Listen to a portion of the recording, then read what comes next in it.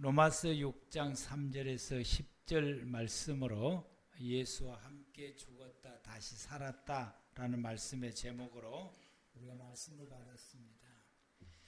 이 말씀을 이해를 하려면은 구약의 무교병을 먹으라고 말씀하시는 그 하나님의 뜻을 우리가 이해할 때에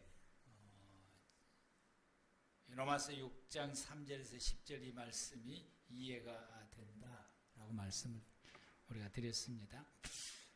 제약된 생활에서 속기 떠나 죄 없이 사는 하나님 안으로 급히 들어가라라고 하는 이것이 무교병을 먹는 이유 중에 하나이고 그것이 바로 예수의 이름으로 세례를 받는 것이 죄로 살아가는 옛사람이 예수님께서 십자가에서 죽으신 것처럼 그런 나의 옛사람은 죽었다라는 의미를 가지게 되고 그리고 예수님께서 부활하신 것처럼 내가 하나님의 나라에서 하나님 안에서 하나님과 함께 더불어 살아가는 삶을 사는 사람으로 이제 다시 태어났다라는 그 의미다라고 말씀을 드렸고요. 그러므로 우리가 하나님 없이 살아가는 삶의 자리에서 급히 떠나서 하나님과 함께 살아가는 하나님 안으로의 삶으로 우리가 들어가야 된다. 우리의 생활 속에서 하나님 없이 내가 지금 살고 있구나라고 하는 것을 느낄 때마다 깨달을 때마다 그 자리에서 즉시 하나님 안으로 살아가는 삶으로 바로 이렇게 돌이켜서 들어가는 것이다. 우리가 하나님 안에서 살아가는 삶의 시작이 어디서부터 시작하느냐? 예배에서부터 시작하는 거예요. 내가 하나님 안에서 살고 있다.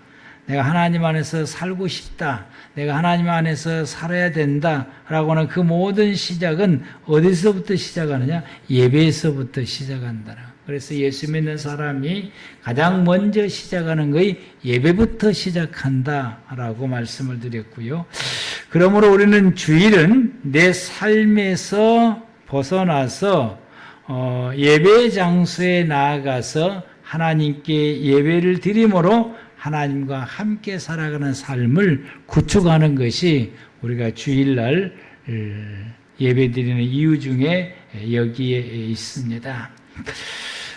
무교절은 하루만 지키는 것이 아니고 7일간을 지키며 7일 동안 무교병만 먹는다. 누룩 없는 떡만 딱딱한 이 맛없는 떡만 7일간을 먹게 되는데 이 7일간 맛없는 이 딱딱한 떡을 먹으면서 무엇을 그 시간 동안을 하면서 보내는 나는 하나님의 사람이다라고 하는 자각하는 시간이다. 그 정체성을 확립하는 시간이 무교병을 7일간을 지내면서 무교병을 먹으면서 이 시간을 가지게 되고 이러한 내가 하나님의 사람이다라고 하는 것에 대해서 확립하는 시간이다. 그래서 하나님의 사람으로서 살아갈 수 있는 나를 탈바꿈하는 시간인 거예요. 이제는 하나님의 사람으로서 살아갈 수 있는 그런 역량을 가지는 사람으로 탈바꿈하는 시간이다.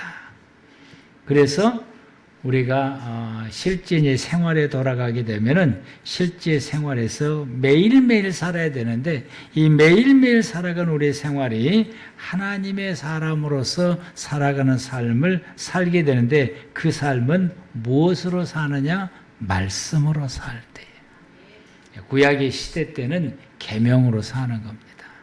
그래서 이스라엘 백성들이 613개 계명을 준 거예요. 이제 613개의 계명을 다른 데서 가져온 것이 아니라 창세기에서부터 신명기까지 하나님께서 우리에게 이건 하라, 이건 하지 말아라고 명령해 주었던 말씀 중에서 그 말씀 창세기부터서 신명기까지 그 말씀 중에 하나님이 하라, 하지 마라 하는 것만 발치해서 뽑아놓은 것이 613개 조항이고, 여기에다가 이제 해석을 더하는 것이 소위 말하면은 장로들의 유전이다라고 말하는 것입니다. 그걸 율법이라고도 말하고 장로들의 유전이다라고도 말하게 됩니다. 성경에 기록된 말씀을 다 이렇게 낱낱이 읽고 지킬 수가 없으니까 간단하게 613개 조항을 작성을 해서 그걸 주면서 이대로 살아라라고 하는 것입니다. 그렇게 생활할 때에 구약의 사람들은 하나님의 말씀으로 산다라고 말했었죠. 이것이 하나님의 사람들이 살아가는 삶이다라고.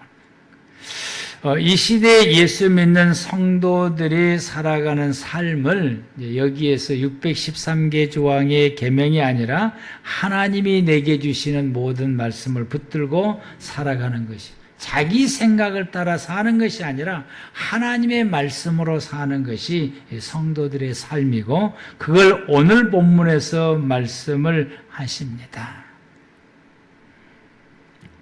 그 말씀을 오늘 제목처럼 하나님의 말씀으로 살아가는 그 삶을, 하나님 오늘 말씀의 제목에서 오늘 본문을 통해서 주신 말씀이 그게 바로 하나님을 본받는 생활이다 라고 말씀입니다. 그래서 오늘 말씀의 제목이 하나님을 본받는 생활입니다.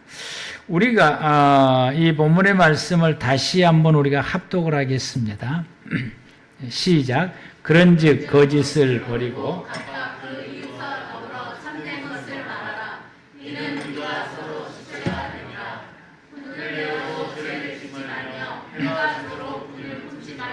마귀에게 틈을 주지 말라. 도둑질하는 자는 다시 도둑질하지 말고 돌이켜 가난한 자에게 구제할 수 있도록 자기 손으로 수고하여 선한 일을 하라.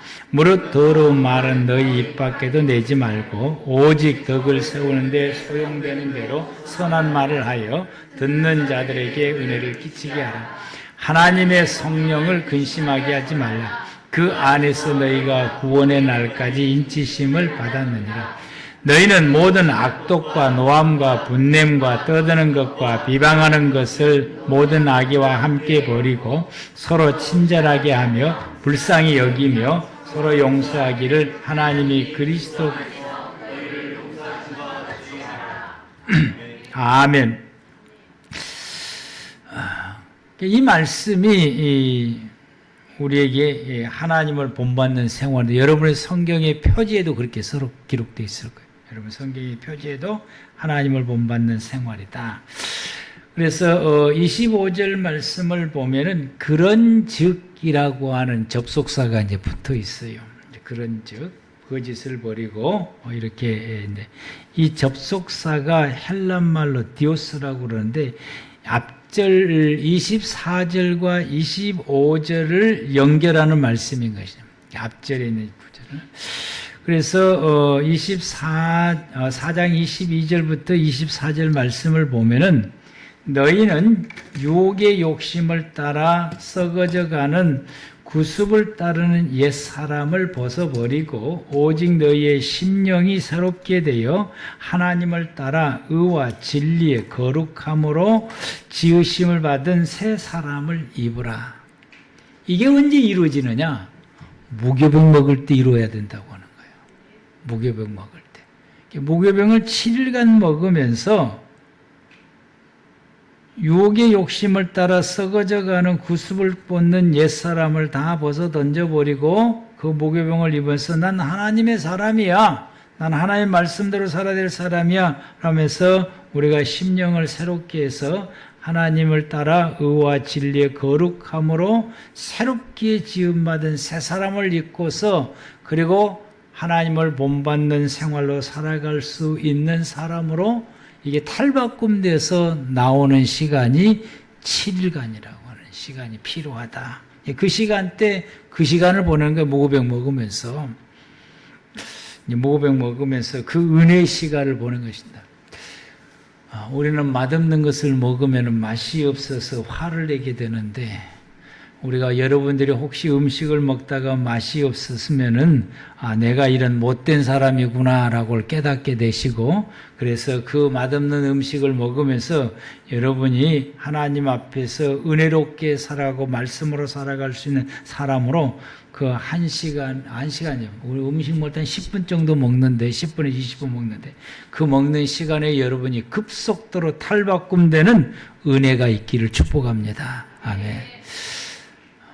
다음 주부터 음식 맛없게요.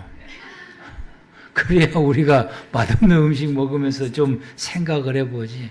우리 또 그 권사님들, 우리 교인들이 또 절대로 맛없게는 안 하네. 오늘 얼른 가가지고 반찬을 전부 다 짜게 좀 만드세요. 그래서 짠 음식 먹으면서 이렇게 좀 탈바꿈 해보시라고. 아멘. 이게 이 바꾸어지는 게 이제 그런즉이라고 하는 이 말씀이 거기 접속이 되고, 그래서 우리가 이 옛사람을 벗어버리고 이제 새로운 하나님의 사람이 되었고 하나님을 닮았으니 이제부터 하나님 닮은 사람답게 살아라 라고 이 그런즉이요. 이제 하나님을 본받는 사람의 삶인데, 그게 이제 25절 말씀부터서 보게 되면은, 마땅히 거짓을 버리고, 거짓은 이제, 당연히 버리게 되고, 각각 그 이웃과 더불어서 참된 것을 해라.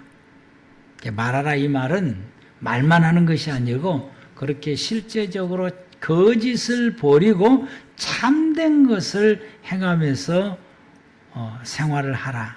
왜냐하면 우리가 서로 지체가 됩니다. 지체가. 우리가 거짓을 버리고 참되게 생활해야 되는 그 이유는 한 지체이기 때문이다 라고 말했습니다. 여러분, 여러분의 가정에서 가족 식구들과 생활할 때 그 가족 식구들과 여러분이 생활을 하는데 자꾸 거짓되게 행동하고 생활하고 거짓말만 자꾸 행하게 되고, 그러게 되면은 어떻게 되겠습니까? 가정 무너집니다. 금방 무너져요. 자식이 부모님 앞에 자꾸 거짓말만 하고 거짓되게 행동하고 옳고 진실되게 행하지 못하고 좋은 것을 행하지 못하고 참된 걸 행하지 못하고 자꾸 이렇게 하게 되면 어떻게 되냐? 그 가정 금방 무너져요. 관계도 무너지고 금방 부부간도 마찬가지고 교회도 우리가 그런다. 목회자가 그러고 성도들이 그러고 각자 성도들이 그러고 직분자들이 그러고 항정주들이 그러고 그런다. 자꾸 거짓되게 하게 되고 참된 것을 하지 못한다. 그러면 그 교회 무너집니다. 어떤 공동체든지 이렇게 되면 무너진다. 그래서 너희가 서로 지체가 된다라고 하는 것이요. 그래서 우리가 거짓되지 아니하고 진실되게 하게 되면 어떻게 되냐? 공동체를 세워가게 되는 것이요.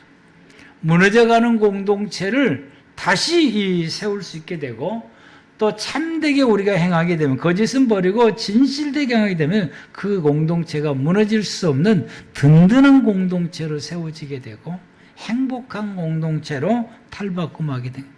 여러분의 가정이 절대로 무너지지 않냐고, 우리가 이렇게 생활하는 우리 교회는 절대로 무너지지 않고 여러분이 사회 속에서 속해 있는 공동체도 무너지지 않는다라고 하는 것이죠. 모든 사람들이 기쁘고 즐겁고 행복하게 살아갈 수 있는 그런 공동체로 세워진다라고 하는 거예요. 그래서 진실해야, 이 공동체 사람들이 서로 진실해야 공동체 사람들이 함께 그 공동체를 아름답게 세워갈 수가 있는 것입니다. 이 거짓 때문에는 안 세워지는 것이요. 함께 세워갈 의향도 없어지게 됩니다. 그러므로 우리는 거짓을 버리고 우리가 진실하게 행동할 때에 내가 속한 공동체는 건강한 공동체, 일원들이 행복하게 살아갈 수 있는 공동체가 세워지게 되고 이 공동체를 하나님이 기뻐하시는 공동체가 됩니다. 그래서 하나님을 본받는 사람은 어떻게 생활해 가느냐? 그 공동체 안에서 모두가 다 한 지체이므로 그 공동체 안에서 우리가 거짓은 버리고 진실하게 생활하며 살아가는 것입니다. 그 공동체와 더불어서 생활을 하다 보게 되면은 이런 일이 생겨요. 26절 말씀을 보면은 화낼 일이 생긴다 이 말이요. 안 그러던가요? 여러분 집에서 식구들하고 살 때 전혀 화낼 일이 안 생기던가요? 화내요. 화날 일이 생겨요. 그러니까 화를 내요. 그건 뭐 당해 그건 뭐 화낼 수밖에 없고 화내는 것이 잘못된 게 아닙니다. 근데 성경 우리에게 뭐라고 말씀하시느냐? 화는 낼 수 있는데 죄는 짓지 마라 이거죠. 그 분냄으로 인하여 죄는 짓지 말라. 그리고 화는 낼 수 있는데 이 화를 가슴에다가 꾹꾹 눌러서 그리고 해가 지도록 품지 말라라고 하는 것이요. 오랫동안 품지 말라. 왜냐하면은 27절에 그렇게 되면은 화는 낼 수 있는데 그 화로 인해서 죄를 짓거나 그 화를 풀지 않고 계속해서 품고 있으면은 어떻게 되느냐? 사단이 나를 마음대로 들었을 수 있는 도구가 된다라고 하는 것이죠. 내가 사단의 도구가 된다라고 말씀합니다. 그래서 우리가 분노하여 죄를 짓는다라고 하는 것은 이 분노로 인하여서 자기 자신뿐만 아니라 상대에게 해를 입힌다라고 하는 것이요. 막 욕설을 한다든지 핀잔을 준다든지 면박을 주는 말을 한다든지 아니면 심하게 이제 손이 날아간다든지 도구를 던진다든지 아니면 구타를 한다든지 뭐 이런 그 상대에게 해를 입히고 그것이 결국에는 자기 자신에게도 해를 입히는 것입니다. 이렇게 해를 입히는 것을 죄를 짓는다라고 말하는 것이요. 그리고 이제 이 분노가 삭혀지지를 않아서 속에다가 계속해서 품고 있는 거예요. 그러면 그 다음부터 말이 절대로 좋게 안 나가요. 이제 이 분을 이게 풀어지기 전까지는 계속해서 이 말이 좋게 나가지 않냐고 행동도 좋게 하지 않습니다. 이 자체가 이제 이런 상태로 계속해서 나가는 거고, 그리고 이 자체가 어떤 자체냐? 사단에게 사로잡힌 자체다라고. 그래서 사단이 원하는 대로 계속해서 행동하게 되고, 하나님이 원하시는 것은 전혀 하지를 못하게 됩니다. 사람이 분노할 수 있다고 했어요. 하나님도 이것을 인정합니다. 그러나 분노로 인해서 죄를 지어서는 안 된다. 이게 하나님 우리에게 말씀하신 거예요. 이게 오늘 본문에서 우리에게 말씀하신 것이고, 하나님을 본받는 사람에는 그 생활이 분노는 할 수 있으나 화는 낼 수 있으나 그 화로 인해서 죄를 지어서는 안 된다. 해악을 끼쳐서는 안 된다라고. 상처를 주어서는 안 된다. 그리고 그 화를 오랫동안 품고 있지 마라. 품어서는 안 된다라고 하는 것이 하나님을 본받는 사람의 생활의 모습입니다. 그 이유가 내가 사단에게 사로잡히기 때문에, 그리고 사단의 도구가 되어서 사단이 원하는 대로 행동하며 생활하기 때문에, 사단이 원하는 대로 우리가 행동하며 생활하게 되면은 내 삶이 어떻게 되느냐? 망가지게 됩니다. 저주가 오게 됩니다. 무너지게 됩니다. 그리고 하나님의 뜻대로 살지를 못하게 되고, 하나님이 원하는 하나님의 나라를 세울 수가 없게 되는 것입니다. 그러므로 여러분들이 혹시 화날 때, 분노가 일어날 때에 여러분이 뭘 생각해야 되냐? 그 화가 딱 끌어올 때에 그때 여러분들이 뭘 생각해야 되냐? 하나님을 생각하셔야 돼요. 그때 하나님을 생각해야 돼요. 그때 하나님을 생각할 때 그 화로 인하여서 나로 하여금 죄를 짓게 하지 않게 됩니다. 죄를 짓지 않게 돼요. 근데 이때에 하나님을 생각하지 않냐고 화난 나를 생각하면은 여지없이 죄를 짓게 되는 것이요. 사람들에게 아낌없이 쏟아부어서 온갖 모든 상처를 입히게 되고 상처를 주게 되고 심하면은 그를 해치게 되는 단계까지 이르게 됩니다. 우리가 화났을 때에 화나는 나를 생각하지 말고 화나는 상황을 생각하지 말고 그때 우리가 뭘 생각해야 되냐? 하나님을 생각해야 된다. 그분을 생각해 위를 보고 그 하나님을 생각할 때에 그 내게 일어나는 화가 자제하게 된다라고 절제할 수 있고 제어할 수 있는 힘이 우리에게 일어나게 됩니다. 그리고 더 나아가서 그것까지 생각이 안 나면은 우리가 왜 화가 납니까? 상대가 나를 화나게 하니까 화가 나는 거예요. 이제 그래서 나를 화나게 하는 사람이 있으니까 내가 화를 나는데, 근데 우리가 그 사람이 나를 화나게 만들면은 그때 그 사람을 쳐다볼 때 아이고 주의 원수 이렇게 생각하지 마시고 함께 천국 갈 사람이다 라고 생각하셔야 돼요. 근데 그 생각이 잘 안 들지요. 그 생각 하셔야 됩니다. 나와 함께 천국 갈 사람이라고 생각을 해야 돼요. 그럼 어떻게 되냐? 분노가 거기서 멈춰져요. 분노가 거기서 멈춰지게 되고 그 사람을 향하여서 내가 해를 끼치는 죄를 짓지 않게 됩니다. 그런데 나를 화를 내게 하는 사람은 그 사람 쳐다볼 때에 나와 함께 천국 갈 사람이라고 생각하자고 우리는 어떻게 생각해요? 나를 화나게는 저 원수라고 생각하는 거예요. 저 마귀 같은 사람이라고 생각하는 거예요. 그러니까 계속해서 쏟아져 나오게 되는 것입니다. 근데 하나님은 우리에게 말씀하시기를 어떻게 생각해라? 함께 천국 갈 사람이라고.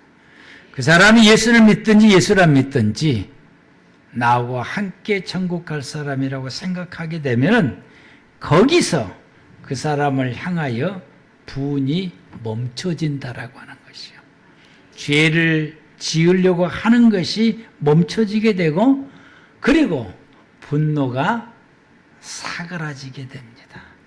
그래서 해가 지도록 분을 품지를 않게 되는 거예요.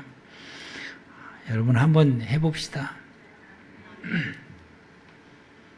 어떻게 해야 되느냐? 분이 확 올라올 때 그것을 자제할 수 있는 것이 딱 하나가 있어요. 아이고! 이 말하면은 자제가 돼요. 이 말하면, 아이고! 여러분, 화날 때, 아이고! 이렇게 하십시오. 그러면 자제가 됩니다. 그리고 주님 바라보면서, 주야, 내가 죄인입니다. 이렇게. 그 사람 쳐다보면서, 주야, 내가 죄인입니다. 이 두 마디만 하면은 죄 안 짓습니다. 이 두 마디만 하면은 분노가 다 사그라집니다. 여러분들 혹시 가족을 분노하게 됐을 때에 뭐라고 나오는지 기대를 한번 해보시기 바랍니다. 아이고 그러는지 주야 내가 죄인입니다 라고 말하는지. 그러면은 여러분들 주님 감사합니다. 나를 살려주셔서 감사합니다라고 상대방을 분노하게 한 사람은 그렇게 고백을 하시길 바랍니다. 28절 말씀 보겠습니다. 도둑질하는 자는 다시 도둑질하지 말고 돌이켜 가난한 자에게 구제할 수 있도록 자기 손으로 수고하여 선한 일을 하라. 남을 도우며 살아갈 수 있는 사람이 되기 위해서는 소득을 얻을 수 있도록 노동을 하라라고 말한 것입니다. 이 말씀은 소득은 부를 축적하는 것이 목적이 아니라 궁핍한 사람들을 돕는 것이다 라고 말씀하신 것이요. 많은 사람들은 열심히 일해서 돈을 버는데 그 돈을 버는 이유는 많이 이게 축적을 하는 거예요. 왜? 그게 나쁜 것은 아니에요. 남은 여생 좀 편안하게 살아보려고 이제 일을 못할 때 좀 편안하게 살아보려고. 그 절대로 나쁜 게 아닙니다. 하나님께 그거 인정을 하셔요. 근데 올 그렇게 하지 말고, 이스라엘 백성들이 올 그렇게 하지 말고 성경에는 그것을 9제를 60분의 1로 제한을 해놨어요. 내가 소득에서 60분의 1, 최고 60분의 1만큼만 하라라고 하는 거죠. 그걸 제한해놨어요. 나머지는 나를 위해서 뭔가를 해야 되는 것이죠. 이게 이 올로 축적하는 것이 아니라 그 가운데서 적어도 최소한의 내가 돈을 버는 목적, 부를 축적한 것이 아니라 내 이웃의 궁핍한 사람들을, 가난한 사람들을 돌보는 것도 관심을 가져라라고 하는 거죠. 그러니까 하나님께서는 가난한 사람들에게 대단히 관심을 갖습니다. 한 끼의 끼니를 염려하며 살아가는 사람들에 대해서 하나님께서 관심을 갖고 있고, 우리에게도 그런 사람들을 돌보면서 생활하라. 그것이 이 오늘 본문에서 주시는 말씀이고, 그게 하나님을 못 맞는 사람들의 생활이다. 끼니가 없는 사람을 우리가 무시하고 멸시하고 학대하고 내몰라라 하는 것, 이건 하나님을 닮은 사람으로서의 삶이 아니다. 하나님 닮은 사람은 어떠냐? 혹시 내 주변의 사람들 가운데 굶주리며 사는 사람이 있느냐? 그게 우리가 발견했을 때, 그걸 알았을 때에 그를 외면함이 아니라 그를 보살피는 것이 하나님을 닮은 사람으로서 생활이다 라고 말씀하며, 29절에서는 언어 생활에 대해서 말씀하고 있습니다. 우리 다 같이 시작.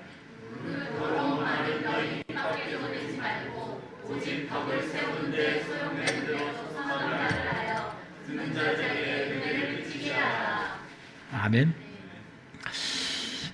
예수 믿는 사람이 아주 욕을 입에 달게 살고 험악한 말을 하면서 생활을 하게 되면은, 믿는 사람이든지 안 믿는 사람은 그 사람 쳐다보고 저 사람 하나님 닮은 사람인가? 하나님의 사람인가? 라고 말할 수 있고 생각할 수 있을까? 절대로 그렇지 않다라고 하는 것이죠. 그래서 하나님 닮은 사람은 더러운 말을 절대로 입 밖에 내서는 안 된다. 이 험악한 말을 입 밖에 내서는 안 된다. 어떤 말이었냐? 덕을 세우는데 소용되는 대로 선한 말을 하라. 듣는 사람에게 은혜가 되고 듣는 사람에게 도움이 될 수 있는 말을 하라. 그리고 이 말씀은 말하는 사람의 기분에 따라서 말하는 사람의 중심이 돼서 말하는 것이 아니라, 하나님을 본받는 생활은 말하는 사람의 중심, 말하는 사람의 기분, 말하는 사람의 어떤 판단에 의해서 말하는 것이 아니라 듣는 사람의 중심, 이 말을 듣는 사람의 그 기분이, 감정이 어떨까? 그래서 듣는 사람에 맞추는 말을 해야 된다라고.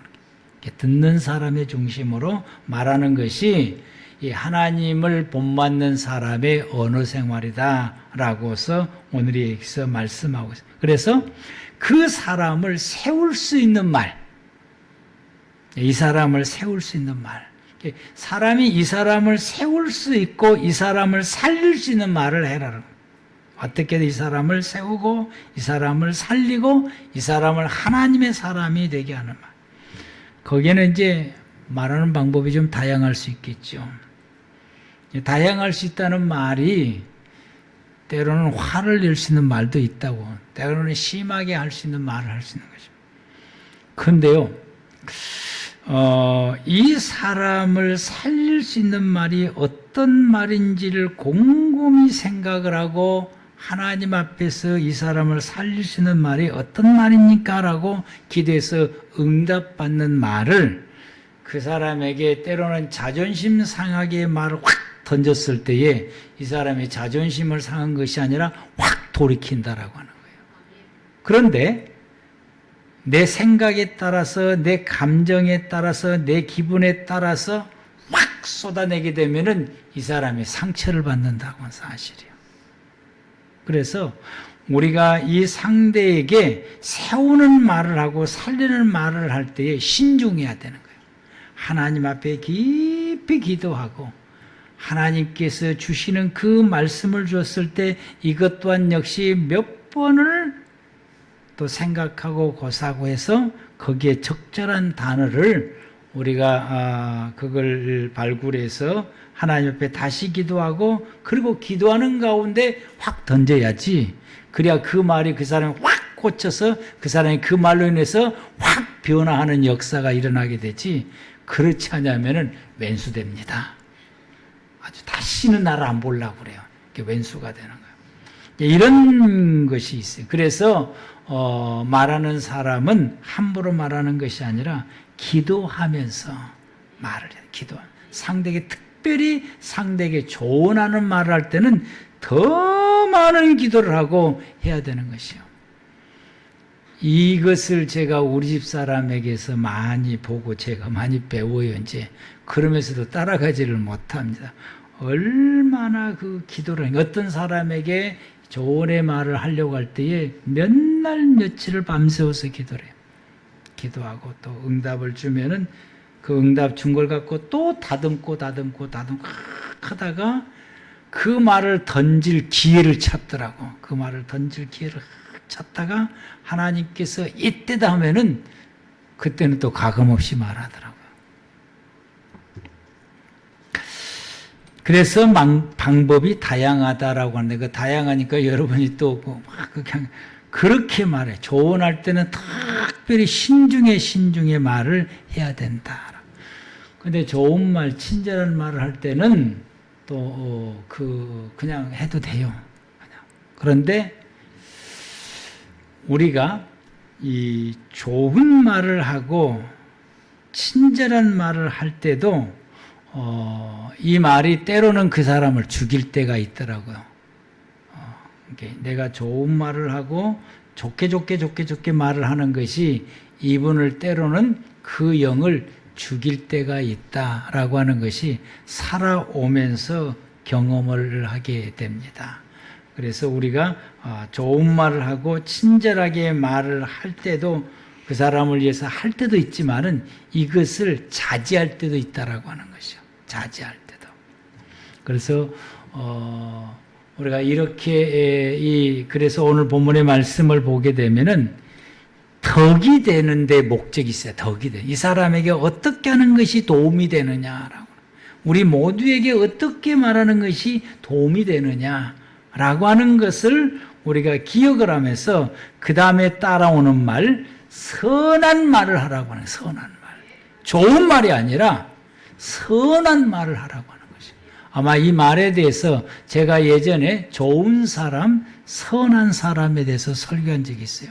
이것을 여러분들이 기억을 하시고 좋은 말, 이게 듣기 좋은 말이 있는가 하면은 그 사람을 세우는 선한 말이 있다라고 해요. 선한 말을 하라라. 그래서 듣는 사람에게 은혜를 끼치게 도움이 되게 그 사람을 세우는데 하는 말을 하라라고 하는. 그래서 30절 말씀을 다 같이 시작.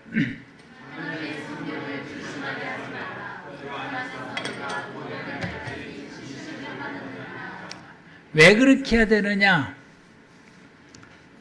이게 성령을 근심하게 하지 말라라고 하는 거야. 왜 그러냐? 우리가 구원의 날까지 인침, 우리가 선택을 받았다고 하는 거. 그래서 왜 이렇게 해야 되냐? 그래서 성령을 근심하게 하는 것이 뭐냐? 오늘 본문에서 말씀하는 걸 종합해 보면은 거짓으로 행하고 분을 내어도 죄를 짓고 그 분을 풀지 않고 계속해서 뿜는 것, 그리고 이 소득을 얻는 데서 하나님이 내게 주신 소득 가운데서 내 주위에 끼니를 제대로 챙겨 먹지 못하는 사람들을 내가 외면하는 그런 모습들이 성령을 근심하게 한다라고 하는 거죠. 그런 모습. 그리고 더 나가서 더러운 말을 하게 되고 31절, 32절 말씀하는 것처럼 모든 악행을 하는 이 모든 행위들이 성령을 근심하게 하는 것이다 라고. 오늘 그렇게 하지 마라. 왜냐하면 나나 우리 모두가 다 어떤 사람들이냐? 구원받기 위해 선택받은 사람들이다라고. 아멘. 우리가 구원받은 선택받은 하나님의 사람들이니까 나를 구원해 주시는 하나님, 나를 또 구원해 주실 하나님, 내 주변의 사람들을 구원해 주셨고 또 앞으로도 계속해서 구원해 주시고 또 구원에 도달할 수 있도록 우리를 매일같이 이끌어 가시는 이 삼일체 성령의 하나님을 우리가 근심하게 해서는 안 된다라고. 하나님을 근심하게 하지 마라라고 말씀하고 있습니다. 그래서 우리 모두가 다 이와 같이 구원받아야 될 하나님의 모든 사람들이므로 31절에서 32절의 말씀 가운데서 모든 악행, 비방하는 것, 악한 것들은 다 던져버리고 모든 사람들을 대할 때에 친절하게 대하고 긍휼하게 대하고 또 서로 용납하고 용서하고 포용하고 그리고 배려하면서 더불어서 함께 하나님의 말씀을 따라서 서로 도우면서 생활해 가는 것, 이것이 하나님을 본받는 생활이고 하나님을 닮은 사람들의 생활이다라고 말씀합니다. 오늘 이 본문의 말씀을 우리 마음속에 새겨서 우리가 매일매일 살아가는 우리의 생활을 하나님을 본받는 생활로 살아가시기를 바랍니다. 기도하겠습니다.